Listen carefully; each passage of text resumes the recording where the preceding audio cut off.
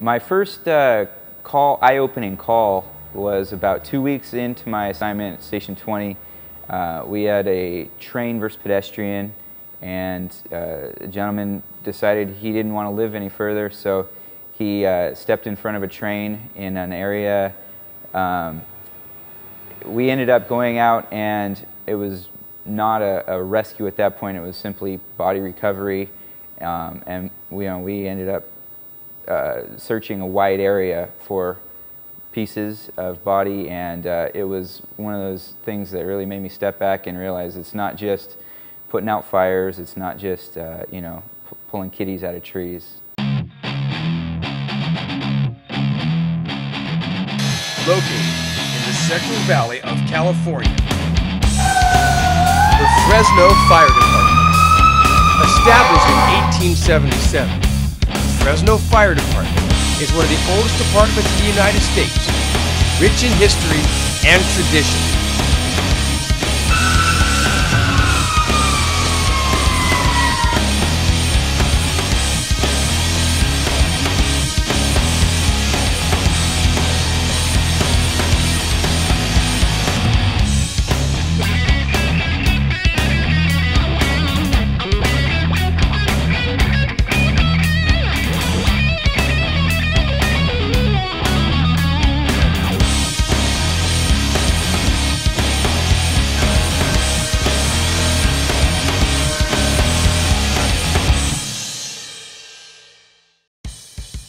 Today on the Battalion, we are at the start of the first 24 of 48 hours with Engine 9 B shift.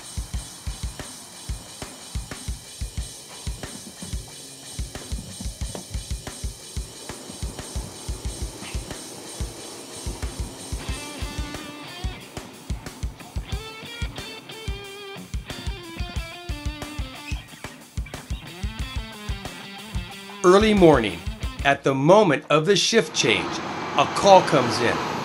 It's a medical call.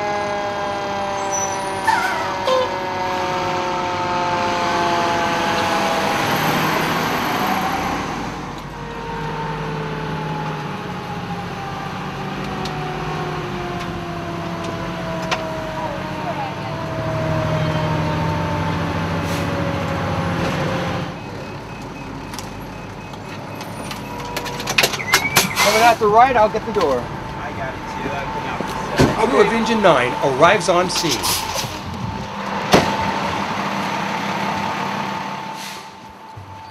They enter this residence to find a young woman having breathing difficulties.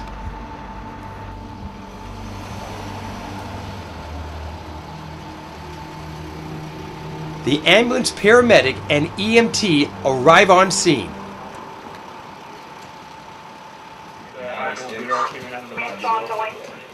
So she's talked to her OB about the pregnancy and epidural. Have you talked to them about that? Okay. Yeah, I went to the pharmacy and they told me I could only use the treatment once a day with that.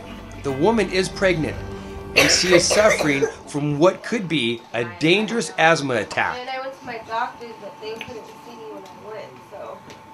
Okay. Let's try one more and we'll get you on the way to the hospital. They bring out the nebulizer, which will dispense a breathing treatment for their patient. Did you have asthma with the first one?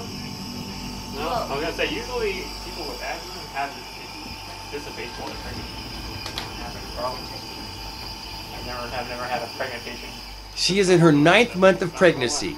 She needs to be transported to the hospital to ensure that there will be no future complications of any kind. Anything else going on? Coughing anything up? A little bit? Is it like white, phlegm, or like... The paramedic and EMT from the ambulance company, along with the crew, package up their patient and will transport her to the hospital. The engine company goes back in service and becomes available on the radio. Yeah. Is that bad news on your car? Don't get it too close. Yeah. You don't put it right up against the paint. Yeah.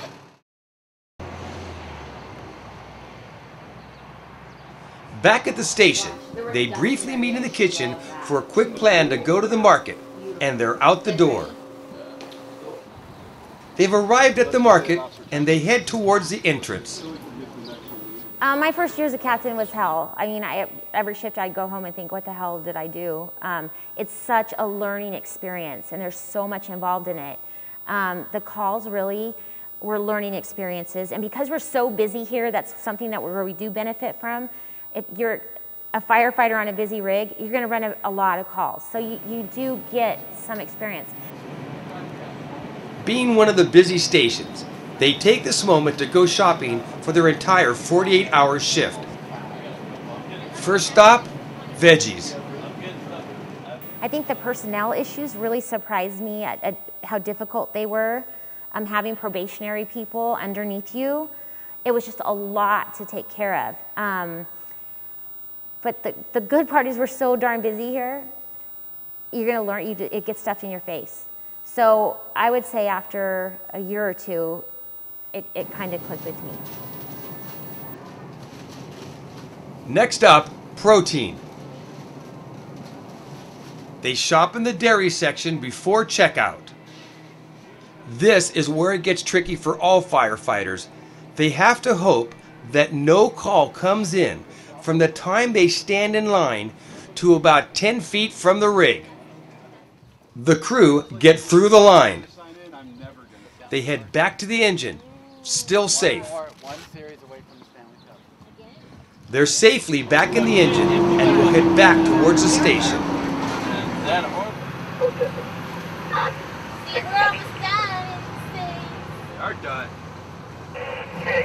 The crew arrives home. They take their food supplies into the kitchen. Time is still on their sides.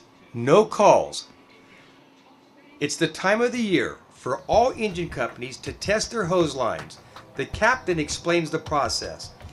So every year we have to test hose. I believe it's an NFPA law.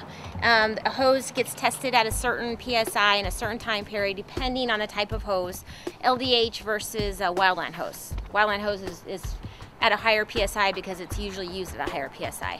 This is a hose tester that we use. We're supposed to use this instead of our fire engine.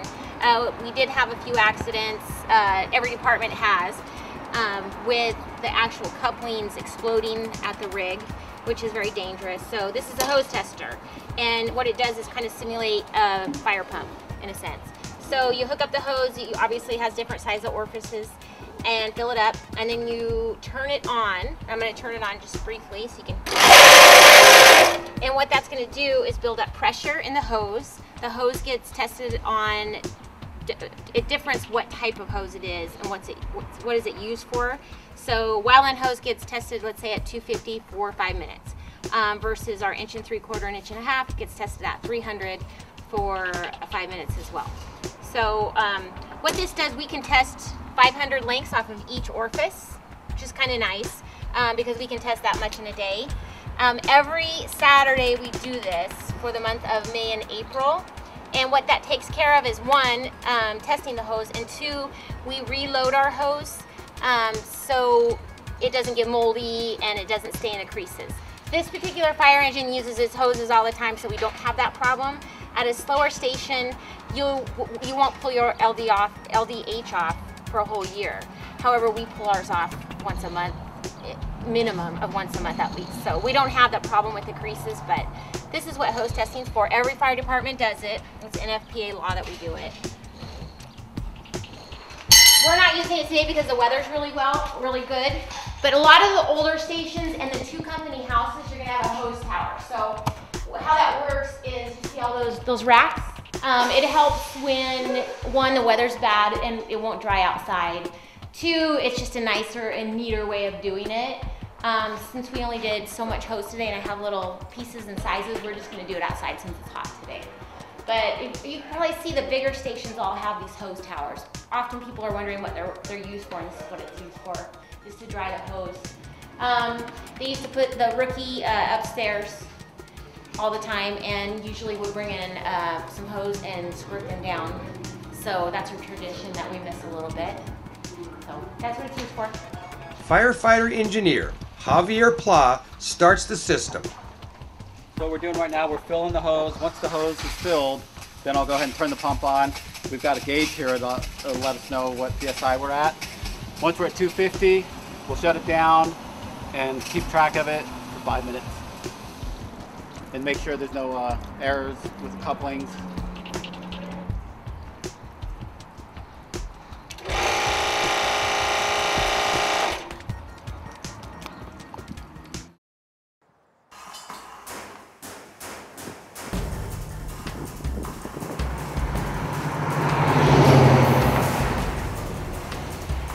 A call comes in. Engine 9 is out the door. The call comes in as a brush fire in the backyard of a home.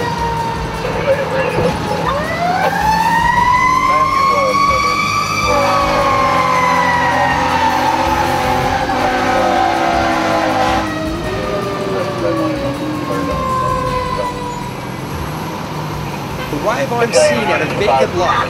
Smoke lingers in the street. Perkins has just put on his MSA SCBA for the first time. He jumps out and pulls a red line, waiting for the captain's instructions. The captain decides to check in with the captain of Engine 5, who was first in, and he and his crew have been attacking the fire. My name is James Perkins. I'm a firefighter with Fresno Fire, currently stationed at Station 9.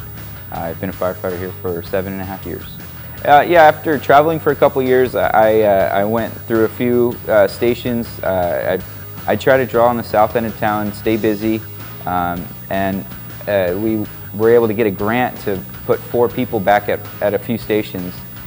With that grant, it opened up a spot here at Station 9, and I put in with the crew that is here. I get along great with them. We have great crew camaraderie, and it's just a great time. So I knew, and they all wanted me to come by, so I knew it would be a good match. After evaluating the scene, the captain requests Javier to bring the engine down the alley. The engineer maneuvers the engine down the narrow alley. They immediately pull red lines.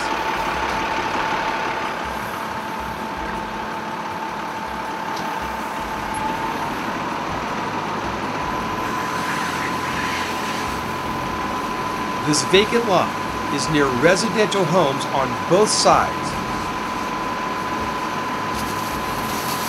Fire has charred this vacant lot. A homeless person or one of the kids in the neighborhood may have started it.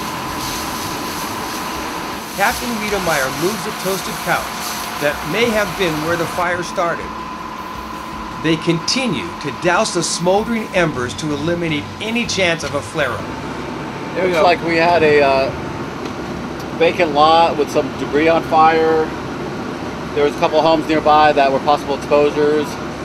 They upgraded the alarm to a structure alarm, and then canceled once the first arriving units got here and realized we could knock it down with a couple crews.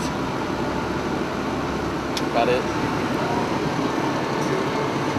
Javier puts down the screen that displays from the camera in the rear of the engine to help him safely back up.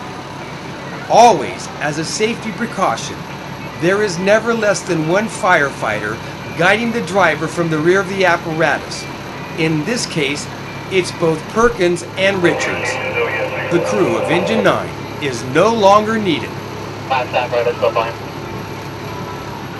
Engine 9 is available on the radio.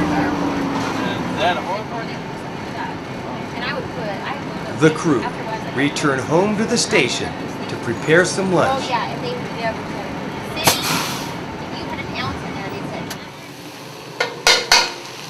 said. Today, firefighters Pla and Perkins prepare lunch for the crew.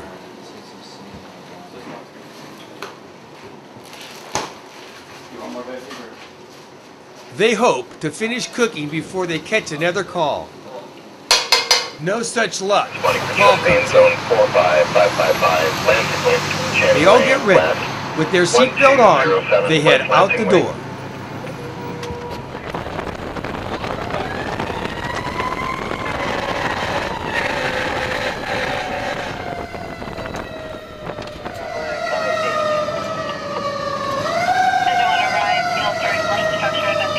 Engine 9 is arriving on scene. Engine 1 was first in on this call, and it is an alarm at this restaurant in the Tower District.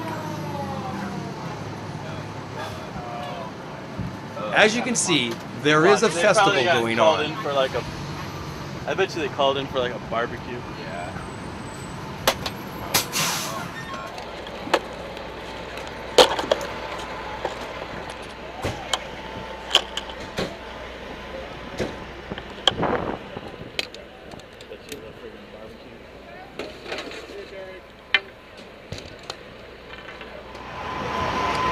The restaurant has evacuated their dining room, and the crew from Engine 1 is in search for smoke. A firefighter from Engine 1 uses a thermal imager to see if he can find any heat signatures that may be causing the smoke that they are checking for in the ceiling and the air ducts. Firefighter Perkins removes the tile to check the attic. This is a false hanging ceiling that is covering the original ceiling. This creates a problem with the firefighter, who has to search for the source of smoke. Nothing is found.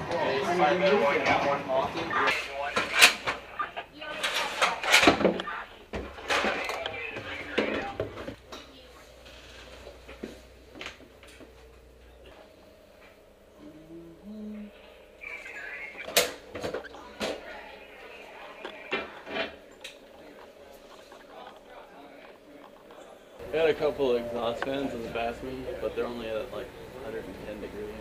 Yeah, just keeping it in 2 days. There's an attic access. There is an attic access? This way?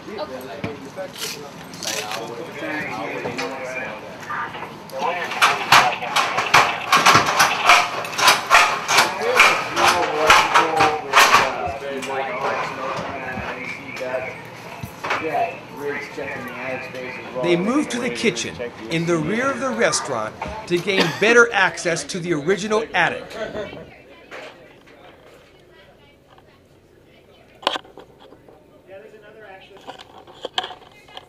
Yeah, there's nothing up here though.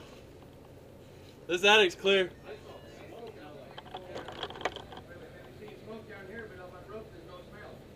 That's clear. No, there's just a bunch of crap. After inspecting the attic space, they find that there is no smoke showing in the area above the false ceiling. No fire in this building. Captain WEDEMEYER talks to the restaurant owners to find out more information. He said it had been on for like 3 hours. I think that's that may be your culprit, but yeah. Attic's clear. Just where was the smell coming from, Mark? The smoke was in that corner. Looks clear. Oh yeah, it was clear. In that corner on the other side near the restroom entrance. But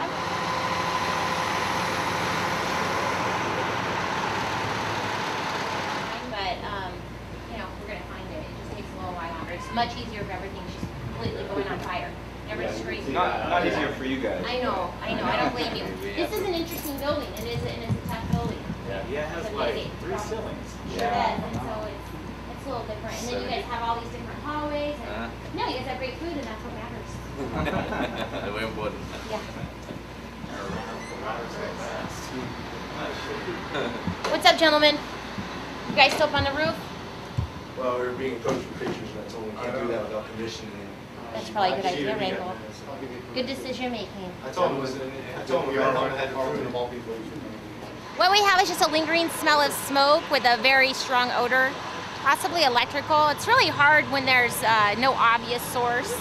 So we check the HVAC system, check the electrical, breakers hadn't popped, so we have to go down and just go slowly, go back to shutting off the system one by one and trying to find a system that's not working. So we believe it started in one of the HVAC systems. There were 4 on top of the roof. We're gonna go with that for right now. So turned everything back on, and that one was the only one that started more of a strong smell, no smoke. So possibly the fire just burned itself out, maybe a little piece of wire. They're the hardest, they're really the hardest fires to have when you can't find it. It's no obvious sign, no big flames. So we'll just spend a little bit more time looking for it. Engine 9 is once again back in service and available on the radio.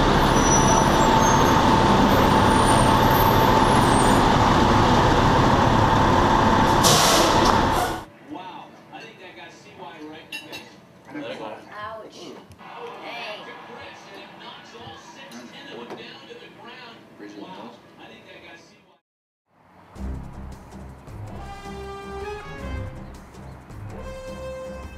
A call comes in, and it sounds like it may be a vegetation fire in an empty lot.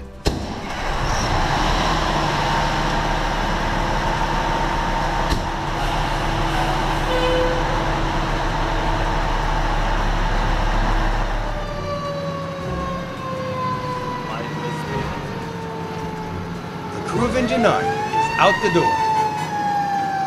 En route, they hear the call that there is smoke showing from a structure. I believe that fire came in as a still alarm, which Engine 5 was stilled to.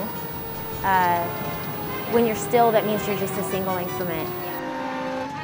College command, additional equipment. You said there was multiple exposures. They got it as a vegetation fire. A lot of vegetation in the back of the house caught the house on fire. So at the time, they were all in their wildland clothes. We are on like 2 houses in from the corner. We're going down the canal bank on College, and I need somebody on Fedora. Copy that. We advance towards the smoke-filled sky. Need a unit on Fedora in front of these addresses. Engine 5, Engine 9, we've arrived. We're going to get you a hydrant.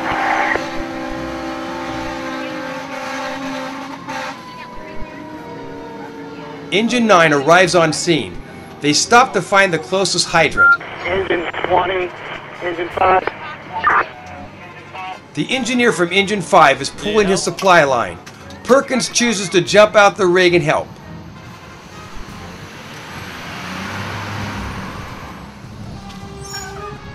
Engine 5, truck 11, we'll be on scene in about 30 seconds. Do you have a route of travel or access for us?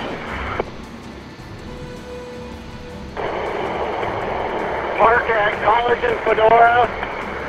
Bring a straight ladder with you and your chainsaws.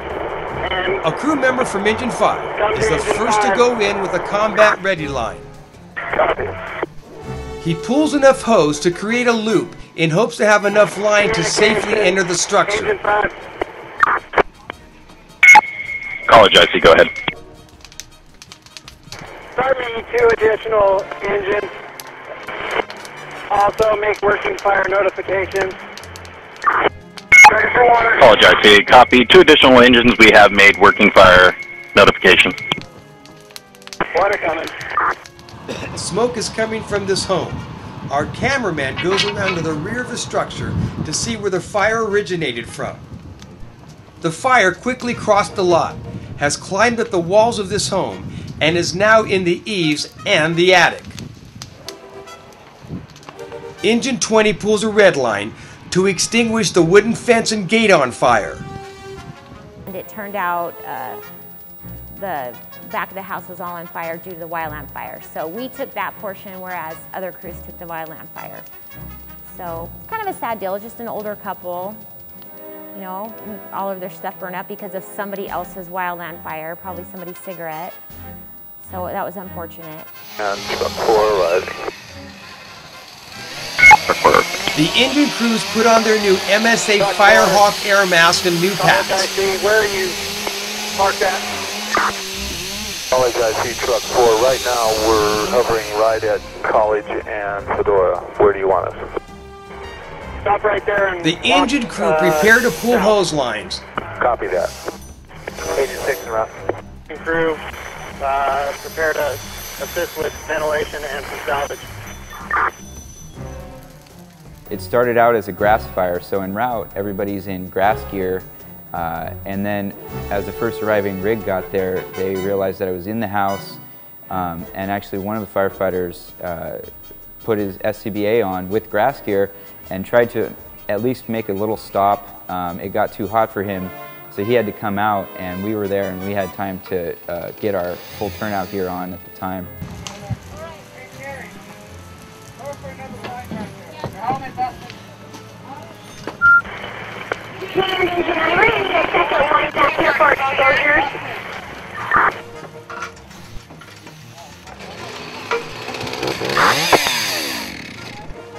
copy that. Have them come up Maroa to Fedora. Crew from Truck 11 have arrived on scene. They start their chainsaws and climb to the roof to start the ventilation process. On Fedora. Both engines. I copy Engine 6 and Engine 7. Report north on Maroa to Fedora and east on Fedora for the IC.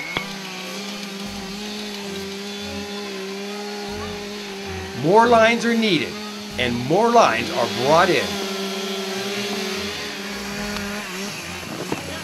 The truckers traverse across the comp-shingled roof to create various holes in several locations. With the sound of chainsaws blaring, they begin their cuts. As the cuts are made, more and more smoke fills the air. We got the grass fire west of the residential fire under control. We're going to need another tank of water. Can you send an engine back over here? Roger, tank. Engine 7 arrived at College in Fedora. Captain Durney checks on his truck crew.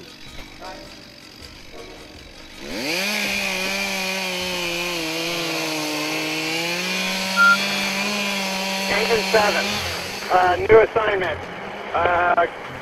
Go to the canal bank at Maroa and the canal. Engine 20, some water. Engine 7, copy. For water for 20. Engine 6, still continue to Fedora side. Engine 6, copy. Fedora side. In the interior of the home, they pull ceiling and insulation. We were able to go in and actually put the rest of the fire out, but it was interesting using the new SCBAs, not just in a training scenario, but in a real-life fire situation. The captains make a judgment call to start the ventilation process. Captain WEDEMEYER cranks it up.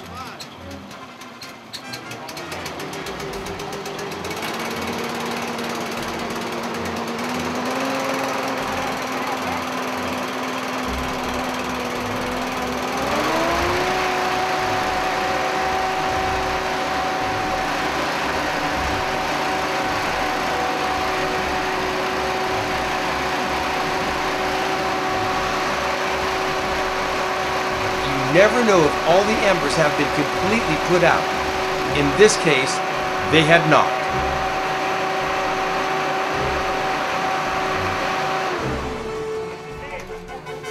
Flames blow out the vents that have been cut in the roof.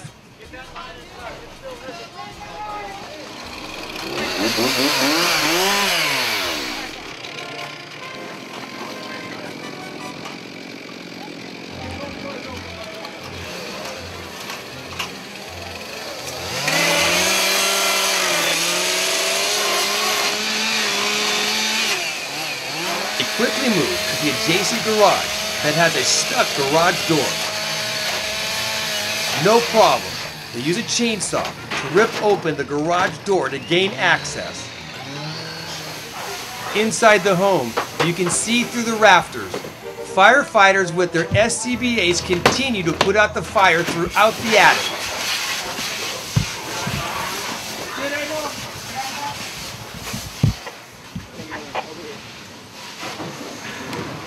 That red line come. Help them with that red line, guys. We need it in this one. They pull a line and start getting water on its contents and the rafters above. You got anything in there? You got some fireworks on the side?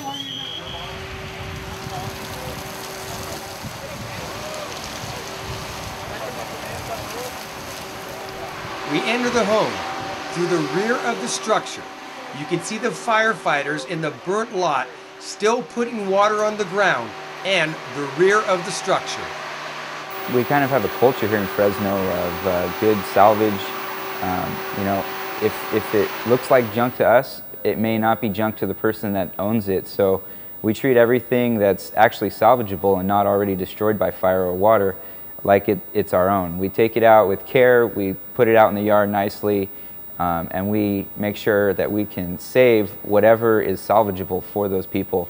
So they can go through, maybe find pictures or something that we may not even know is important to them, but you know, we've gotten some great feedback on, people are very happy with us being able to save some of their memorabilia and their family heirlooms. The family of this home sit quietly and watch firefighters remove their personal items. Our guys responded out here this afternoon about 2:30 to a report of a grass fire. And Engine 5 arrived and found that the fire that was reported was encroaching on this house that was behind us, or actually in front of me now. The fire was so close to the house that he called for additional resources, and we sent a residential alarm to the fire. The quick response from these guys and the way they work hard was definite. You can see the results in the fire. They did a great job of stopping that fire from destroying that structure. One of the other things that we do out here is on a hot day where it's over or projected to be over 100 degrees, we dispatch an additional engine for rehab so that we can keep these guys cool and hydrated and all those things. It doesn't always work. Sometimes those rehab engines get sucked into the incident, but for the most part, the additional resources that we dispatch for fires like this on hot days is a real benefit. The health of the firefighters in Fresno is of the utmost importance. The temperature is well over 100 degrees today. They set up an area to take vital signs such as heart rates for all of the firefighters on scene. One of the crew from Fresno Fire's maintenance shop fills the MSA air bottles with their new air support unit with the Bauer compressor.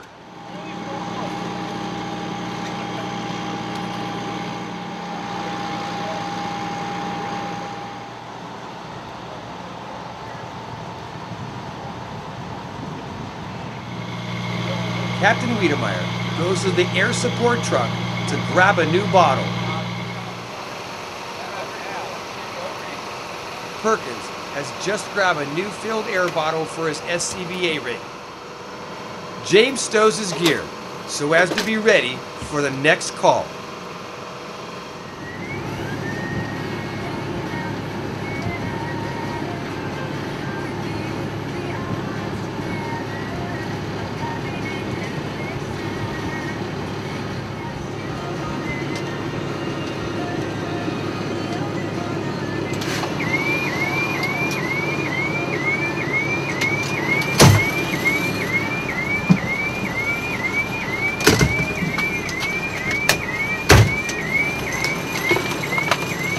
Engine Company 9 is back in service and available on the radio. I have to sit on James.